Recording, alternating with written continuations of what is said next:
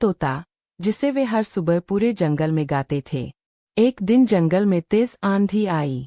कई पेड़ टूट गए और छोटे छोटे पक्षियों के घोंसले बिखर गए।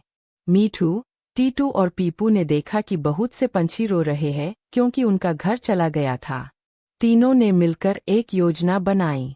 उन्होंने टूटे टहनियाँ और पत्ते इकट्ठे किए और सबके लिए नए घोंसले बनाने लगे।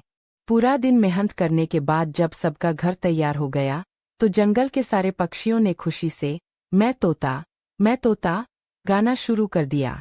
मीठू, टीटू और पीपू मुस्कुराए क्योंकि उन्हें समझ आ गया था कि सच्ची खुशी अपने लिए नहीं बल्कि दूसरों की मदद करने में होती है। उस दिन के बाद से तीनों तोते जंगल के खुशी के दूत कहलाने लगे। हर सुबह उनका गीत पूरे जंगल में खुशियों का साथी मैं तोता। तभी उन्होंने देखा कि एक नन्हा चिड़िया का बच्चा रो रहा है। उन्होंने उठकर नीचे जाकर पूछा, क्या हुआ छोटे?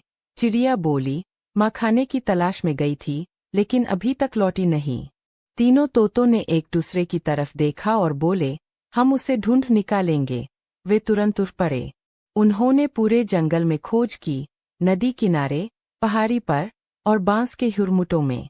आखिरकार उन्हें वह चिड़िया एक झाड़ी में फंसी मिली।